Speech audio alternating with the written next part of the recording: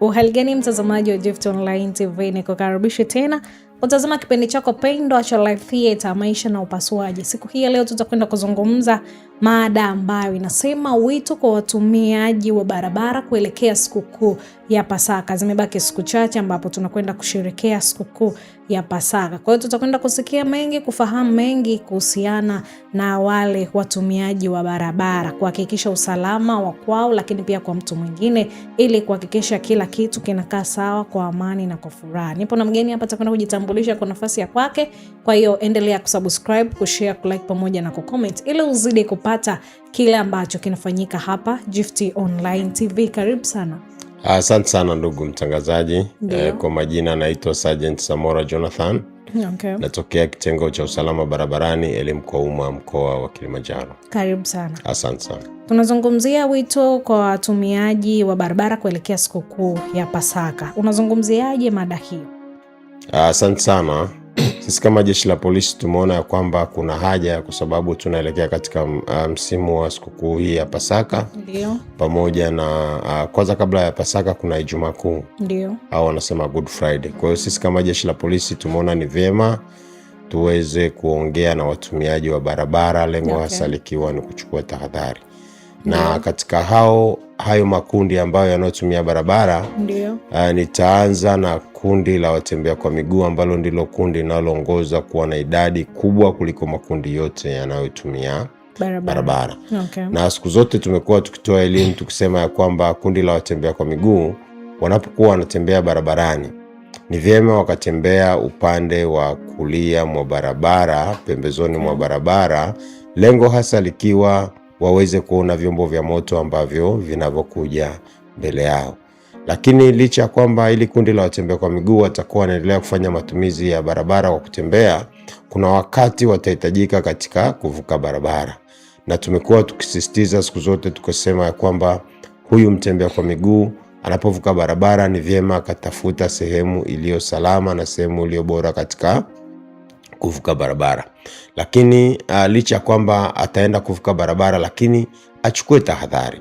Avuke barabara maeneo ambayo ni salama, kama kwenye kivuko cha watembea kwa miguu, eneo ambalo barabara imenyooka, eneo ambalo hakuna makutano ya barabara, eneo ambalo hakuna kona, hakuna mteremko, hakuna milima, au hakuna kizuizi chochote ambacho kitakachomfanya huyu mtembea kwa miguu ashindwe kuvuka barabara. Kwa hiyo cha msingi kabisa katika ili kundi la watembea kwa miguu wachukue tahadhari wanapotembea, na wachukue tahadhari wanapokuwa wanavuka barabara. Wawe makini, wasiwe chanzo cha kupelekea kutokea kwa ajali za barabarani, aidha kwa kuhusisha ajali ambayo huyu mtembea kwa miguu anaweza akagongwa na gari, pikipiki, baiskeli au hata mkokoteni. Lakini cha msingi zaidi ni kwamba aweze kuchukua tahadhari. Okay, ni sababu zipi ambazo zinachangia uzembe barabarani kwa kipindi hiki cha sikukuu? Uzembe ni pamoja na kutokuchukua tahadhari, kutokuwa makini. Okay. Na siku zote tumekuwa tukisema ya kwamba kwa watumiaji wote wa barabara, kinachopelekea kutokea kwa hizi ajali za barabarani ni pamoja na uzembe unaotokana na watumiaji wa barabara kwa kutokuzingatia, kwa kutokuwa makini. Okay. Lakini kuna watumiaji wengine wa barabara kama ile kundi la madereva. Tumekuwa tukisisitiza ya kwamba dereva anapaswa aweze kuziheshimu na kuzifuata sheria za usalama barabarani. Dereva anapaswa aweze kuziheshimu na kuzifuata hizi alama za barabarani.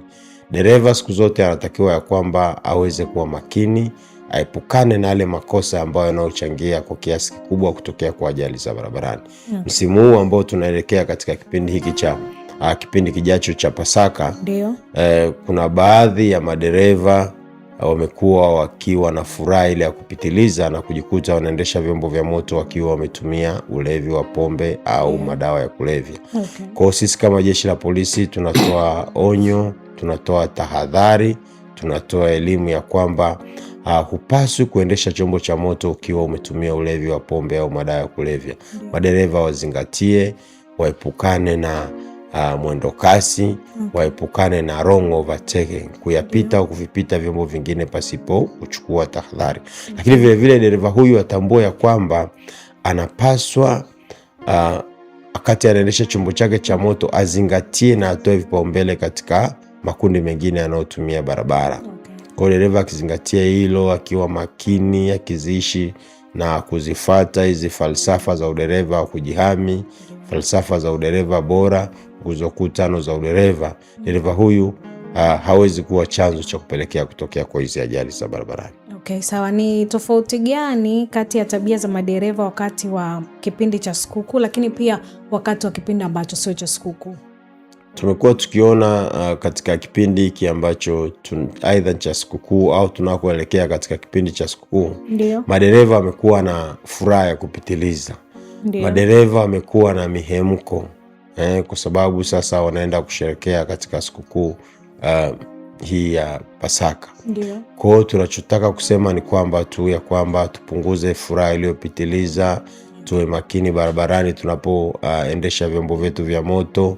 Tuzingatie na kutoa kipaumbele katika makundi mengine yanayotumia barabara. Kuna kama ili kundi la wazee, watoto na walemavu.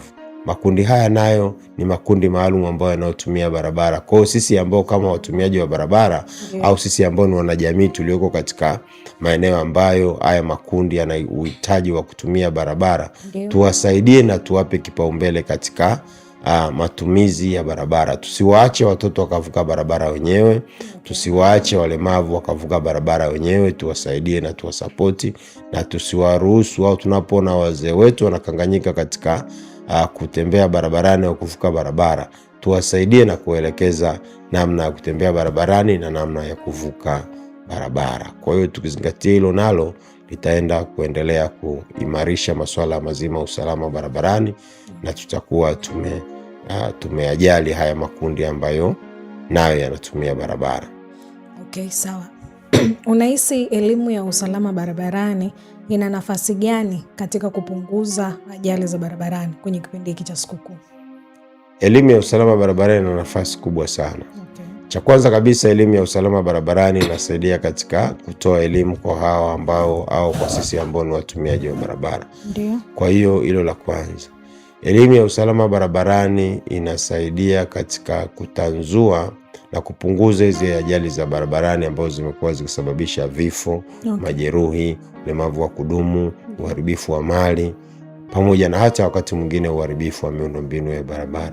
Kwa hiyo elimu imekuwa ikisaidia kwa kiasi kikubwa sana kutanzua, kutatua na kutokomeza hizi ajali za barabarani au kupunguza hizi ajali za barabarani. Elimu imekuwa ikisaidia sana. Okay. Katika baadhi ya adhabu ambazo mmekuwa mkitoa kwa ajili ya watu ambao wanaenda kinyume na sheria ama kanuni za usalama barabarani, ni adhabu gani ambayo unahisi inasaidia kwa kiasi kikubwa kupunguza? Maana tunasema mtu anajifunza kutokana na makosa, pengine pale anaposababisha ajali ama tatizo lolote barabarani. Adhabu gani kali ambayo inasaidia kupunguza ajali za barabarani? Kuna yale makosa hatarishi ambayo watumiaji wa barabara hususan madereva wamekuwa wakiyafanya. Nazungumzia makosa kama vile ya mwendo kasi. Unapobainika kwamba umeendesha chombo cha moto kwa mwendo kasi uliopitiliza au umeendesha chombo cha moto kwa mwendo wa hatarishi, adhabu unaoenda kukutana nayo ni pamoja na kufungiwa au kufutiwa leseni yako. Ina maana ukifungiwa au kufutiwa leseni yako, wewe hupaswi kuwa dereva tena kuendesha chombo cha moto. Ukatafute kazi nyingine mbadala ya kufanya tofauti na ya udereva. Hilo la kwanza. La pili, adhabu nyingine ambazo wamekuwa wakijutia ni pamoja na kufikishwa mahakamani. Ile kufikishwa mahakamani tunayo ni adhabu. Vile vile wakati mwingine mahakama inaweza ikatoa maamuzi kama vile huyu kuhukumiwa labda kifungo gerezani au kulipa fani au vyote faini na kifungo. Inategemea sasa na aina ya kosa na uzito ambayo huyu dereva atakuwa ameufanya katika matumizi ya barabara au katika uvunjaji wa sheria. Kwa hiyo madhara na adhabu ni pamoja na hizo. Okay, sawa. Mtazamaji wa Gift Online TV, tuna udhamini wa maji ya uzima. Maji haya yanapatikana ndani ya huduma tu. Huduma hii ni huduma ya Mlima Moria Ministry iliyoko chini ya mtumishi wa Mungu Gideon wa maili 6. Kama unatokea Moshi mjini, unapanda magari yanayokwenda maili 6 au yanayokwenda Boma au yanayokwenda Sanya. Kituo ni kituo cha mashine utakutana na bango kubwa la ratiba za ibada. Siku za ibada ni Jumatano, Ijumaa pamoja na siku ya Jumapili. Siku ya Jumapili ni saa 6 mpaka saa 10:30. Siku ya Ijumaa pamoja na Jumatano muda ni saa 8 mpaka saa 11. Maji hayo huwezi kuyapata sehemu nyingine yoyote ila tu ndani ya huduma ambayo ni Mlima Moria Ministry, ipo chini ya mtumishi wa Mungu Gideon wa Maili Sita. Tunaendelea kuzungumzia wito kwa watumiaji wa barabara kuelekea kipindi hiki cha sikukuu. Tunajua tunaelekea sikukuu mbalimbali. Kuna Good Friday kama ilivyosemwa, lakini pia kuna sikukuu ya Pasaka. Kwa hiyo nikwambie tu, zingatia vile ambavyo vinakusaidia ili uweze kuhakikisha usalama wako na usalama wa mtu mwingine. Tukiendelea, ni makundi gani hasa ambayo yanafaa au yanaweza kwa nafasi kubwa kupewa kipaumbele kwenye msimu huu wa sikukuu wanapokuwa barabarani? Makundi yote yanayotumia barabara yanayo fursa na wajibu wa kupewa kipaumbele. Ndio. Nikasema ya kwamba kuna ile kundi la watembea kwa miguu ambalo ndilo kundi linaloongoza kuwa na idadi kubwa kuliko makundi yote yanayotumia barabara. Okay. Nikazungumzia katika haya makundi maalum. Nikasema watoto, walemavu na wazee. Haya ni makundi maalum ambayo yanatumia barabara. Kwa tunapoona makundi haya kama kundi la walemavu, kuna walemavu wasioona, walemavu wasiosikia, na walemavu wa akili pamoja na walemavu hawa wa ngozi. Kwa tunapoona makundi haya hapo barabarani yanatatizika katika matumizi ya barabara, sisi ambao tupo karibu na barabara ile kwa wakati ule, tuwasaidie kuwapa kipaumbele haya makundi ambayo yanayovuka barabara. Lakini vile vile nikasema ya kwamba katika yapo makundi mengine, mfano kama kundi hili la wasukuma mikokoteni, nao ni baadhi ya makundi ambayo nayo yanatumia barabara. Tunapowaona wanafanya matumizi ya barabara, tuwape kipaumbele katika namna ambavyo tunavyowaona wanasukuma mikokoteni yao barabarani. Ndio. Lakini kuna kundi kama la wapanda baiskeli. Okay. Wapanda baiskeli nao ni miongoni mwa makundi ambayo yanapaswa yaweze kupewa kipaumbele. Tunaona barabarani wanaendesha baiskeli zao. Usije kwa kwamba labda mimi ni dereva wa gari, sitaki kumpa kipaumbele mtumiaji wa barabara, ikiwemo huyu ambaye tunasema mpanda baiskeli. Kwa tuwape kipaumbele. Lakini sasa mbali na hayo makundi, kuna makundi kama vile ya wapanda pikipiki ambao nazungumzia bajaji pamoja na bodaboda. Okay. Kipindi hiki cha kuelekea katika msimu wa sikukuu, usafiri huu unakuwa na wateja wengi sana. Unakuwa na watu wengi ambao wanatumia usafiri huu. Lakini sisi kama jeshi la polisi tunatoa wito na kusema ya kwamba madereva wa hivi vyombo vya usafiri wa magurudumu mawili pamoja na magurudumu matatu wazingatie sheria za usalama barabarani, wasizidishe abiria. Na inatambulika ya kwamba kama ni kichombo cha magurudumu mawili, pikipiki au bodaboda, ni vyema kabeba abiria mmoja. Tusibebe abiria zaidi ya mmoja. Okay. Kama ni bajaji tubebe abiria watatu. Tuzingatie matumizi sahihi ya barabara. Tuepukane na mwendo kasi, matumizi ya pombe au madawa ya kulevya, wrong overtaken, au wakati mwingine kuendesha hivi vyombo katika pasipo kuvaa kofia ngumu, mfano kama pikipiki hizi bodaboda. Sheria imeelekeza ya kwamba mpanda pikipiki yeye pamoja na abiria wake, hususani pikipiki ya magurudumu mawili, anapaswa aweze kuvaa kofia ngumu yeye pamoja na abiria wake. Na dereva aweze kuzingatia na kufuata sheria za usalama barabarani sambamba na hizi alama za barabarani. Dereva awe makini, atambue ya kwamba na jukumu la kulinda usalama wake pamoja na usalama wa watumiaji wengine wa barabara pamoja na usalama wa kichombo. Kwa nao wana wajibu wa kuzingatia. Wawe na leseni, wasiwaruhusu wasiokuwa na leseni kuendesha hivi vyombo. Kwa sababu wakibainika nao watabainika ni washiriki wa kosa. Kwa wazingatie hilo, wawe makini ili tupunguze changamoto zinazotokana na hili kundi la wapanda pikipiki. Okay. Umezungumza ambaye atamruhusu kuendesha chombo bila kutumia leseni na atabainika. Sasa atabainikaje wakati sio yeye ambaye anaendesha ni mwingine, yeye anahusikaje hapo? Sheria imekataza kupitia kifungu kile cha 23 yeyote kuendesha chombo cha moto pasipokuwa na leseni na yeyote anayemruhusu. Wewe ukiwa ni mmiliki wa chombo cha moto ukamruhusu yeyote aendeshe kile chombo chako pasipokuwa na leseni, wewe mwenyewe utabainika ya kwamba na wewe ni mshiriki wa kosa, kwa sababu sheria imekataza wale wanaoendesha vyombo vya moto pasipokuwa na leseni. Kwa hiyo tutaangalia chimbuko la huyu kwa nini ameendesha chombo cha moto ambaye hana leseni. Hiki chombo ameruhusiwa na mmiliki. Mmiliki ni nani? Mmiliki naye atashtakiwa kwa kosa la kumruhusu kuendesha chombo cha moto pasipokuwa na leseni. Hali kadhalika na huyu naye atashtakiwa. Huyu anayeendesha, kosa lake litakuwa ni kuendesha chombo cha moto pasipokuwa na leseni ya udereva. Huyu aliyomruhusu, kosa lake ni kumruhusu asiyekuwa na leseni kuendesha chombo cha moto. Kwa hiyo ni vyema wamiliki, ni vyema wanajamii watambue ya kwamba ni kosa kuwaruhusu wasiokuwa na leseni kuendesha vyombo vya moto. Na haya ni maelekezo ya sheria, sio maelekezo ya Jeshi la Polisi, bali ni maelekezo ya sheria ambayo imetungwa na kupitishwa. Na ungependa kuambia nini wazazi ama walezi? Maana tunajua siku ya sikukuu watoto huwa wanakuwa ni wengi barabarani, wanaenda kutembea, wengine wanakuwa bila ya kuwa na mtu mzima ambaye ataweza kumsimamia. Unawashauri nini wazazi ama walezi wa namna hiyo ambao wanaachilia tu watoto watoke wenyewe? Cha kuwashauri wazazi walezi ni kwamba wasiwaruhusu watoto wakaenda katika hizi sikukuu au shughuli za watoto wale wasipokuwa na mwangalizi ambaye ni mtu mzima. Kwamba watoto wasiachwe peke yao wakatembea barabarani au wakaenda katika sikukuu za Pasaka wakiwa peke yao pasipokuwa na mtu mzima ambao ni mwangalizi ataweza kucontrol matumizi yao ya barabara au ataweza kuwa control kule ambako wanapokuwa. Wote tunatambua tabia za watoto zinakuwa katika namna gani. Kwa hiyo wewe kama ni mzazi, wewe kama ni mlezi, ni vyema mtoto wako anapoenda kwa ajili ya kwenda kutembea katika sikukuu hizo za Pasaka, ni vyema ukawa naye au akawa na mwangalizi, yani ambaye ni mtu mzima ambaye anaweza akawa na wale watoto, ili watoto wale wasiweze kupata changamoto za barabarani. Kwa hilo nalo ni swala la muhimu sana.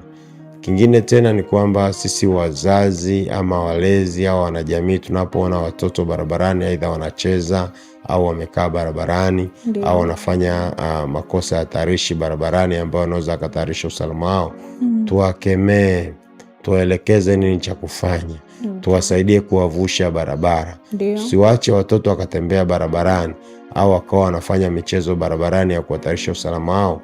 Sisi kama wanajamii tukaacha kuwasaidia na kuwaelekeza namna gani wataweza kufanya matumizi ya barabara.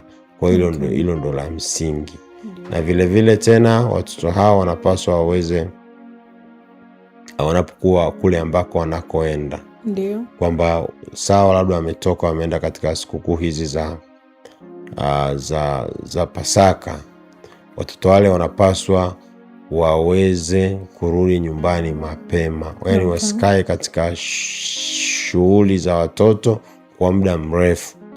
Saa 12 watoto warudi nyumbani kwa ajili ya kuendelea na utaratibu wao mwingine wa pale nyumbani. Watoto wasiachwe wakakaa mpaka usiku katika misimu hii ya sikukuu. Kwa watoto watoke mapema kwa ajili ya kwenda kutembea na warudi mapema nyumbani, wasikae mpaka giza likaingia.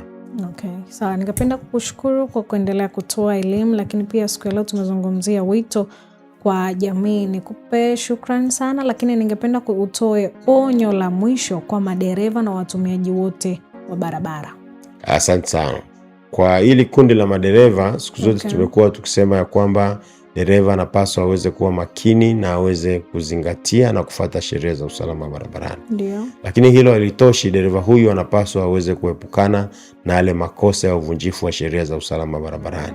Aepukane na mwendo kasi. Tumekuwa tukiona kwamba msimu huu wa kuelekea sikukuu, baadhi ya madereva wamekuwa na furaha iliyopitiliza, hali inayopelekea wanajikuta wanaendesha vyombo vya moto katika kiwango cha mwendo kasi.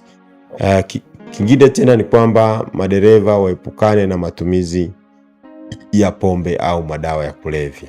Tumekuwa tukiona kipindi hiki labda madereva wanaenda, baadhi ya madereva wanaenda kusherekea katika maeneo ambayo ya sherehe au maeneo ya kwenye baa, wanajihusisha na kunywa pombe wakiwa wanajua ya kwamba wanatarajia au watakusudia kuendesha chombo cha moto. Kwa hiyo tunatoa rai sisi kama jeshi la polisi waepukane na matumizi ya pombe au madawa ya kulevya, au wakati mwingine wanapoendesha vyombo vyao waepukane na kuyapita au kuvipita vyombo vingine pasipo kuchukua tahadhari. Lakini vile katika kundi la watembea kwa miguu wachukue tahadhari, wawe makini wanapokuwa wanatembea barabarani, wazingatie matumizi sahihi ya barabara, ikiwemo sehemu sahihi na salama kwa ajili ya kuvuka barabara.